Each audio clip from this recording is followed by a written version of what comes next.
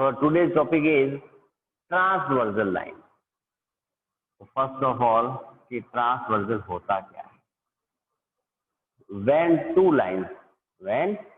two lines intersected by another line, यानी जब कोई दो लाइनें, यानी टू लाइन्स थी अपने पास, मान लीजिए टू लाइन्स बनाई मैंने, इन टू लाइन्स को कोई थर्ड लाइन, अनदर लाइन जो थी वो आई और उसने उसको पर्टिकुलरली 2 पॉइंट पर इंटरसेक्ट कर दिया। ठीक है, 2 पॉइंट पर क्या कर दिया उसने?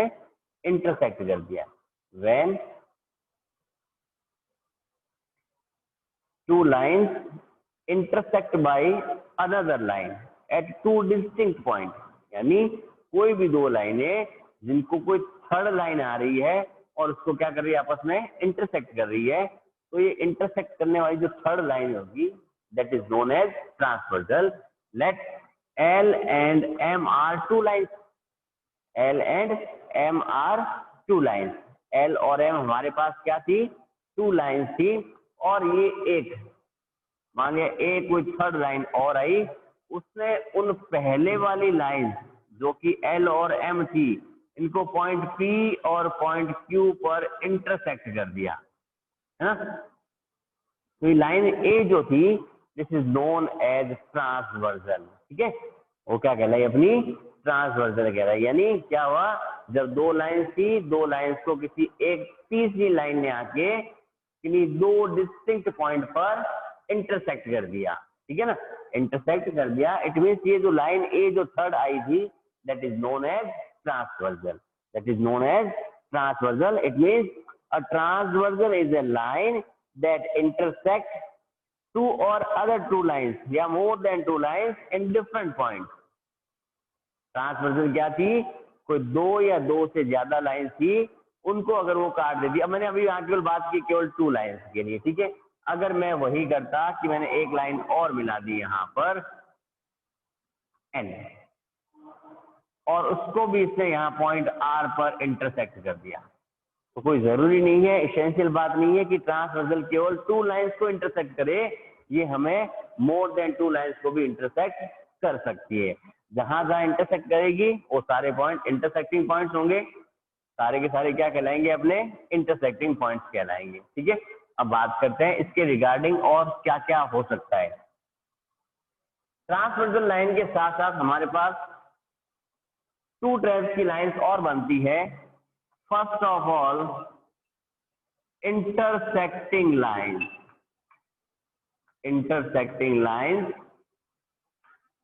and second is parallel lines. ठीक है, इंटरसेक्टिंग लाइन की बात हम लोग पहले कर चुके हैं, है ना? जहां हमने किया था, क्या किया था? Vertical opposite angles. आई बात समझ में? था ना, हमारे पास टू लाइन्स एक दूसरे को किसी एक पर्टिकुलर पॉइंट पर इंटरसेक्ट कर रही थी, इट मीन्स वहां बनने वाले वर्टिकल अपोजिट एंगल्स आपस में क्या थे? इक्वल हुआ करते थे। ठीक है ना, ये बात हमने पहले कर रखी है। अब देखो, मान लिया फर्स्ट लाइन बनाई मैंने ये, और सेकंड लाइन यू बना दी। First line L and second is M and third one is line A, that is known as transversal. ठीक है ना, ये क्या कहलाई थी? अपनी ट्रांसवर्सल कहलाई थी। ठीक है, और सेकंड बनाया, देखो मैंने यहाँ एक पेयर और बना दिया आपके लिए। Then one line, second line, first बनाई मान लिया X, सेकंड Y, और एक ट्रांसवर्सल और बना दी मैंने Z। There are two figure. अब दोनों में मेजर डिफरेंस है। देखो, फर्स्ट फिगर जो बनाया मैंने, उनमें जो लाइंस L और M है, that is known as intersecting lines. क्यों? क्योंकि अगर मैं इसको एक्सटेंड करता हूं, देखो डॉटेड लाइन करके, तो ये पर्टिकुलर किसी न किसी प्लेस पर जाके एक दूसरे को कट करेगी। ठीक है ना, एक दूसरे को जाके क्या करेगी? नो डाउट कट करेगी, करेगी ना? कट कर रही है, इट मीन्स ये क्या कहलाएगी? अपनी इंटरसेक्टिंग लाइन। ठीक है, ये क्या कहलाएगी? Intersecting line. और इंटरसेक्टिंग लाइन हमें ऐसे बढ़ा के देखनी नहीं है, केवल ऑब्जर्व करने पे पता चल जाएगा कि देखो यहाँ पर इन दोनों के बीच की डिस्टेंस जो है वो, और यहाँ की डिस्टेंस को अगर मैं कंपेयर करूं तो यहाँ की डिस्टेंस जो मेरी लेफ्ट हैंड में है, लेफ्ट हैंड की डिस्टेंस राइट हैंड की डिस्टेंस से क्या है, मोर देन है, या फिर लेफ्ट हैंड की डिस्टेंस राइट हैंड की डिस्टेंस से क्या होगी, लेस देन होगी। ऐसी कंडीशन में नो डाउट 100% वो क्या बनेगी, इंटरसेक्टिंग लाइंस होगी। यानी उन लाइंस को अगर बोथ डायरेक्शन में, किसी भी डायरेक्शन में एक्सटेंड कर दिया जाए तो 100% मिलेगी, 100% मिलेगी। सेकंड पेयर बनाया मैंने, जिसमें क्या कहा कि इन दोनों के बीच का गैप इक्वल बना दिया। कैसे? यहाँ की जो विड्थ थी, डिस्टेंस जो थी, ये डिस्टेंस इस डिस्टेंस के क्या आई, इक्वल आ गई। जैसे हमारे रूम की दीवारें है ना, कहीं आगे जाके मिलती है क्या? आप कह दो कि सामने वाली दीवार में जाके मिलती है, वो कोई बात नहीं होती। क्या मैं इनको यूं आगे बढ़ाऊं, आगे जाके आपको लगता है कि यहाँ कहीं से मेरी मिल सकती है, वो बात अलग है। अगर किसी का प्लॉट यानी मकान का जो जमीन का एरिया जो है वो अगर रेक्टेंगुलर स्क्वायर शेप के अलावा ट्रायंगुलर शेप का हो गया, या फिर पैरेललोग्राम बन गया, किसी साइड का ट्रेपेजियम बन गया अपने पास, तो बात अलग हो सकती है। अदरवाइज दीवारें कभी आपस में मिलती नहीं है। आपके रूम में जो बेड लगा हुआ है, उस बेड की दीवारों को लंबा करके देखो, बेड की साइड्स को, क्या वो आपस में लंबी होने में मिलेगी कहीं जाके? नहीं मिलती। वो क्या कहलाती है, पैरेलल लाइंस कहलाती है, यानी जिनके बीच का गैप क्या होता है, 100% इक्वल होता है। ठीक है, अब बात करेंगे कुछ एक पर्टिकुलर टॉपिक के बारे में जो इस चैप्टर के लिए इसेंशियल है। ठीक है, चले देखो। फर्स्ट ऑफ ऑल, जैसे इसने इसको इंटरसेक्ट किया 1 2 3 एंड 4, 1 2 3 एंड 4 है ना, ये यहाँ 4 पॉइंट पे कट होती है। इसको देखा तो भी देखो 1 2 3 4, 1 2 3 4, 1 2 3 4 5 6 7 8, इधर भी लिखा 1 2 3 4 5 6 7 8।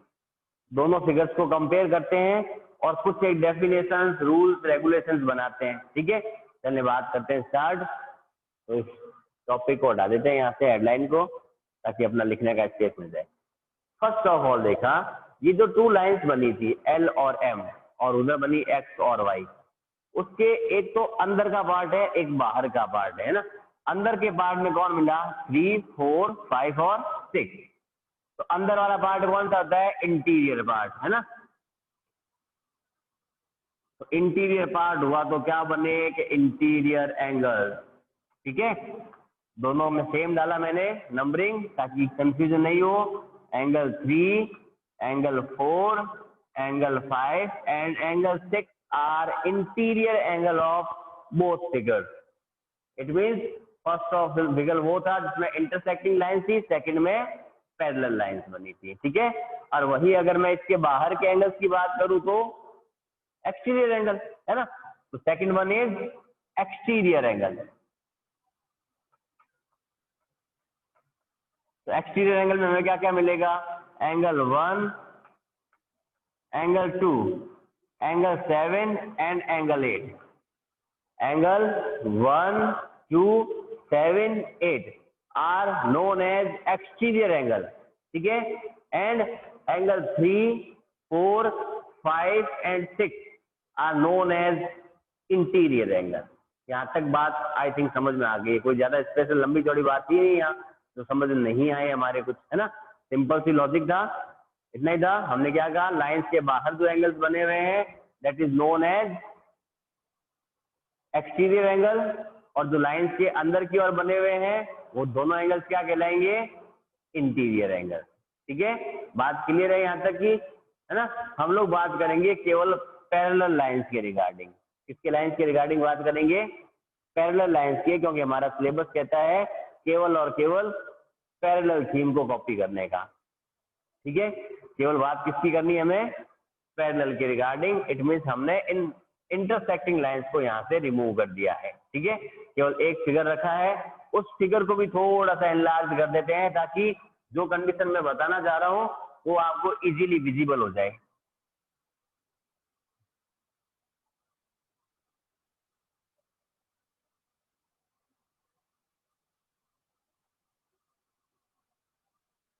इसको हमने z दिया था x, y था 1 2 3 4 5 6 7 एंड 8। इंटीरियर एक्सटीरियर समझ आ चुके हैं, तो इनको रिमूव कर देते हैं, है ना। इनका हमारे लिए कोई स्पेशल यूज रूल भी नहीं है, कुछ भी यूज भी नहीं है कुछ भी अपने पास में उसका, ठीक है। चलें अब इस फिगर को देखते हैं, और फिगर हमें कुछ एक एंगल्स के बारे में डिस्कस कराएगा जो हमने पहले पढ़ लिए, पहले उसको देखते हैं। हमने अब तक पढ़ रखा है लीनियर पेयर एंगल्स, है ना। इट मीन्स जब एक लाइन के ऊपर 2 और मोर देन 2 एंगल्स बनते हैं तो उनका सम 180 के इक्वल होता था अपना, है ना। वो किसके इक्वल होता था अपना? 180 डिग्री के इक्वल होता था। अरे छुपा छुपी का खेल, है ना, सब कुछ खेल छुपा छुपी का है। आराम से देखना, लिखा हुआ मिल जाएगा आपको, तो उसमें घबराने की बात नहीं है। मेन समझना जरूरी है, क्योंकि अगर ये फिगर समझ नहीं आया तो आगे वाले क्वेश्चन एक भी समझ नहीं आएगा। चलिए बात करते हैं। देखो मैं आज छोटा है, मेरा बोर्ड बड़ा है, ठीक है। आपको केवल देखना है एंगल 1 और 2 को, एंगल 1 और 2 को देखना है। एक्स क्या थी? अपनी एक लाइन थी। एक्स क्या थी? अपनी एक लाइन थी। तो 1 लाइन पे बनने वाले एंगल्स का सम किसके इक्वल होता है? 180 degree. It means supplementary angle के इक्वल हो गया ना 180, तो ठीक है। बात कर दे, यानी एंगल 1 + 2 किसके इक्वल हो गया? 180 डिग्री के। क्लियर है बात? चलो अब छुपा छुपी, चलो नीचे वाला पार्ट भूलो एक बार के लिए। अब मैंने ऊपर वाली लाइन को छुपा दिया। अब कौन दिखा मुझे? एंगल 3 और 4 दिखा, 3 और 4 दिखा। वापस लाइन तो वही थी ना अपनी एक्स, इट मीन 3 और 4 मिलके भी किसके इक्वल बनेंगे? 180 के। क्या कहलाएंगे? Linear pair angle. सिंपल सी बात ही है ना। अब देखो अगर मैं इसको यूं छुपा देता हूँ तो यहाँ से कौन दिखा मुझे? 2 और 3 दिखा ना। कौन दिखा अपने को? 2 और 3 दिखा। तो 2 3 पे भी तो लाइन ही बन रही है। 2 3 पे भी क्या बन रही है? अपनी एक लाइन बन रही है। इट मीन एंगल 2 + 3 मिलके भी कितना बनेगा? 180 का बनेगा। सिमिलरली अगर बात इधर की करूँ 1 और 4 की, तो 1 और 4 मिलके भी किसके इक्वल बनेंगे? 180 के इक्वल ही बनेंगे। क्यों? क्योंकि मैंने ओवरऑल सबको लीनियर पेयर एंगल्स में कन्वर्ट कर दिया। सिंपल सी बात थी ना। हाँ अब देखो बात करते हैं, ये पॉइंट बन गया था ना बीच में, देखो यहाँ, क्योंकि हमने क्या कहा था स्टार्टिंग में कि जब दो लाइंस को कोई तीसरी लाइन आके काटती है तो लाइन अपनी ट्रांसवर्सल होती है ना। और ट्रांसवर्सल एक लाइन को पर्टिकुलर किसी एक पॉइंट पर इंटरसेक्ट करती है। तो ये एक पॉइंट बना है यहाँ पर। हाँ इस पॉइंट पर एंगल कितने बने? 1 2 3 4। और sum of angle of a point, यानी एक पॉइंट पर बनने वाले एंगल्स का सम किसके इक्वल होता है? 360 के इक्वल। किसके इक्वल होता है? 360 के इक्वल। इट मीन्स एंगल 1 + 2 + 3 + 4 किसके इक्वल बन गया? 360 डिग्री के इक्वल। सिमिलरली अगर मैं बात करूं नीचे वाले पॉइंट्स के रिगार्डिंग, तो यहाँ पे भी तो छुपा छुपी वही बनती है। देखो 7 + 8 180, 5 + 8 180, 6 + 7 180, 5 + 6 180। और ओवरऑल अगर बात करूं मैं तो एंगल 5 + 6 + 7 + 8 सब लोग मिलके कितना बनाएंगे? 360 डिग्री बनाएंगे। क्यों? क्योंकि पॉइंट ऑफ ए एंगल बन जाते हैं, है ना। सिंपल सी बात है ना। आ रही है समझ में? ठीक है चलो आगे मूव करें। लीनियर पेयर की बात हो गई, पॉइंट ऑफ एंगल की बात हो गई। अब बात करते हैं किसकी? वर्टिकल अपोजिट एंगल्स की, है ना। हमने क्या कहा था? जब दो लाइंस एक दूसरे को इंटरसेक्ट कर रही थी, यूं ही थी ना कंडीशन अपनी। देखो अपनी कंडीशन कुछ ऐसी थी, 1 लाइन और 2 लाइन इंटरसेक्ट कर रही थी। ये एंगल इसके इक्वल हुआ करता था, ये एंगल इसके इक्वल हुआ करता था, वर्टिकल अपोजिट एंगल्स के। यही था हमारे पास। अगर मैं इस फिगर की बात करूं जो मैंने गिवन किया है आपके लिए, ड्रॉ किया है, उस गिवन फिगर की बात करें तो भी मुझे ये दिख रहा है। देखो नीचे वाले पार्ट को भूल जाओ, लिखते हो मैं ऊपर केवल 2 लाइन्स लिखी, एक एक्स और एक जेड, ठीक है। एक्स जेड जेड से क्या हुआ? एंगल 1 3 के इक्वल हो गया, 2 4 के इक्वल हो गया, है ना। ये तो क्या बने थे? Angle of a point, angle of a point.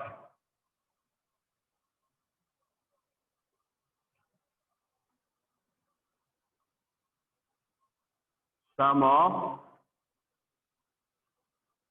Angles of a point. और अगर यहाँ से मैं बात करूं तो बात करेंगे वर्टिकल अपोजिट एंगल्स की। It means angle 1 is equal to angle 3 and angle 2 is equal to angle 4, vertical opposite angles. ये प्रीवियस एक्सरसाइज में बात कर चुके हैं इस चक्कर में हम लोग, है ना। अगर मैं वही बात करूं नीचे वाले पॉइंट्स के रिगार्डिंग तो मुझे क्या दिखेगा, angle 6 is equal to angle 8 and angle 5 is equal to angle 7। ये सारे के सारे क्या कहलाए, वर्टिकल अपोजिट एंगल के पेयर कहलाए। ठीक है, यहाँ तक की बात हमने पहले कर ली थी। फिगर बड़ा हो गया है, फिगर क्या हो गया है, बड़ा हो गया है, लेकिन बुद्धि उसकी उतनी ही है। अभी वो जवानी बुढ़ापे से लेकर बुढ़ापे में पहुंच चुका है, बट जवानी की बातें अभी भी याद है ना। जवानी वही तो थी, लीनियर पेयर एंगल्स की और वर्टिकल अपोजिट एंगल्स की। यहाँ तक पहले कर चुके थे, सिंगल 2 लाइंस की बात की थी हमने, यहाँ 2 लाइंस को बात कर दिया। एक छोटी सी बात और करते हैं बीच में। मान लिया मैंने यूं कहा, देखो ये लाइन इस लाइन के पैरेलल है और मैंने एक लाइन और बना दी और ये एक ट्रांसवर्सल काट दी, तो मोर देन 3 लाइंस को, मोर देन 2 लाइंस को पैरेलल बना सकते हैं, कोई दिक्कत वाली बात नहीं है। ये लिखा x, y और z और ये लिख दिया मान लिया मैंने p। यहां लिखा मैंने x is parallel to y and y is parallel to z। ये जो डबल डंडिया खड़ी की है मैंने, वो डंडिया किसके लिए है, पैरेलल का साइन है। किसका साइन है अपना, ये पैरेलल का साइन है। याद रखना है साइन को, क्योंकि पेपर में जब मिलेगा तो आपको ये 2 डंडिया लिखी मिलेगी, पैरेलल लिखा हुआ कब मिलेगा। ठीक है, मैंने क्या कहा आपको कि मेरा एक्स वाई के पैरेलल है, इट मीन्स ये लाइन पैरेलल है, इनके बीच का गैप बराबर है। सेकंड कहा कि वाई मेरा जेड के पैरेलल है, इट मीन्स ये लाइन इसके पैरेलल है, ये इसके पैरेलल, ये इसके पैरेलल, इट मीन्स ये दोनों भी आपस में पैरेलल हो गई। एक लॉजिक दूसरा समझते हैं, मेरे पास जितने पैसे हैं उतने ही पैसे आपके पास है, यानी मेरे पैसे आपके पैसों के क्या हो चुके हैं, बराबर हो चुके हैं। ठीक है, अब मैं आपको कहता हूं आपके पास जितना पैसा है उतना ही पैसा आपके पेरेंट्स के पास है। आपके पास जितना पैसा है उतना ही पैसा आपके पेरेंट्स के पास है। तो मैंने कंपेयर कितने लोगों को कर दिया, ठीक हो कर दिया ना। मैंने क्या कहा, मेरे पास जितना है उतना तुम्हारे पास है। ठीक है, उसके बाद कहा जितना तुम्हारे पास है उतना तुम्हारे पेरेंट्स के पास है। क्या मेरा पैसा और आपके पेरेंट्स का पैसा बराबर हो गया क्या, हो चुका है ना।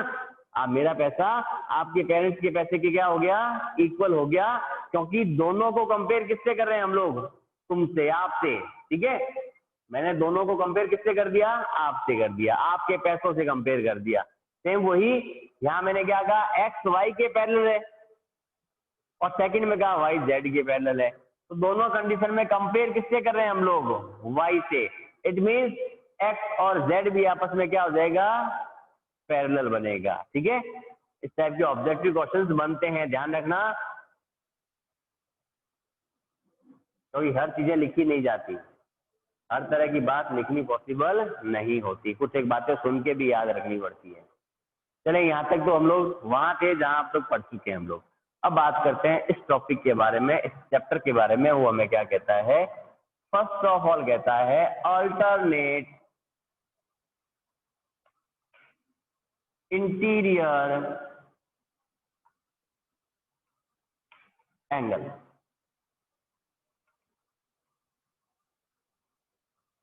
जब 2 लाइंस एक दूसरे के पैरेलल बनती है तो एक पेयर बनता है अल्टरनेट इंटीरियर एंगल का। किसका बनता है, अल्टरनेट इंटीरियर एंगल्स का एक पेयर बनता है, और अल्टरनेट इंटीरियर एंगल का पेयर हमेशा इक्वल होता है। अल्टरनेट इंटीरियर एंगल्स हमेशा क्या होते हैं, इक्वल होते हैं।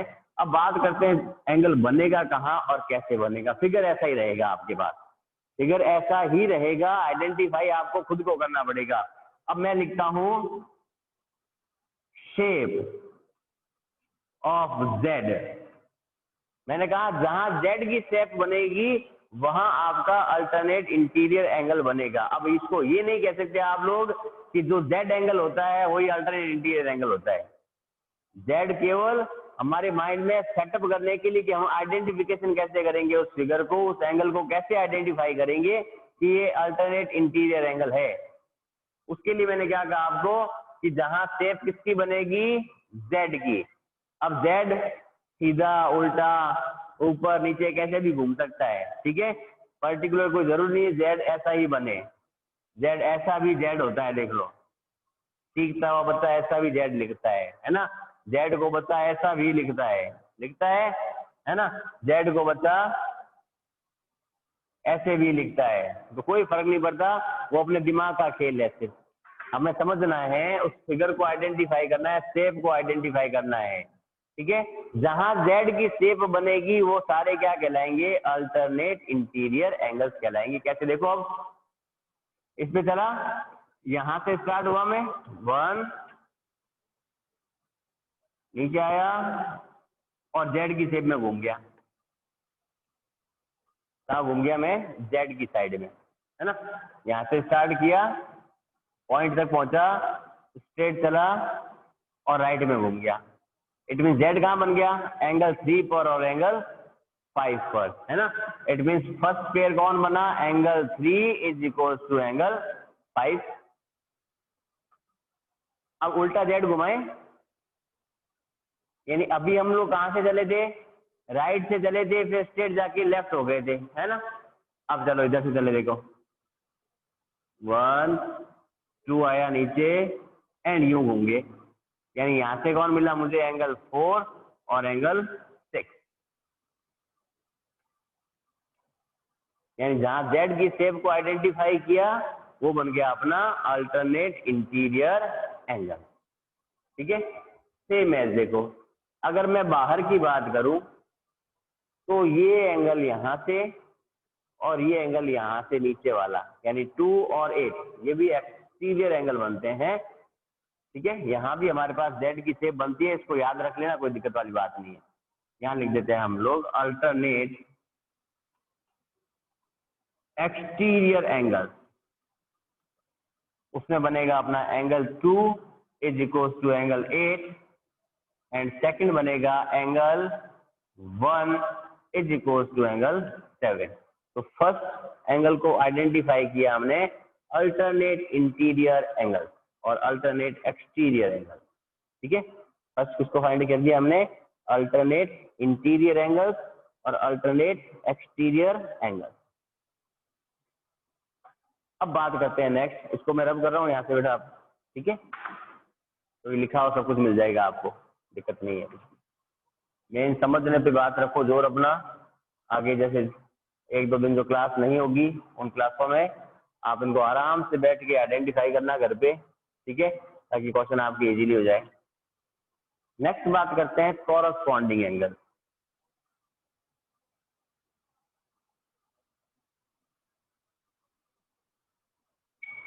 कॉरस्पॉन्डिंग एंगल ये भी आपस में इक्वल होते हैं। देखो वर्टिकली अपोजिट एंगल आपस में क्या थे, इक्वल।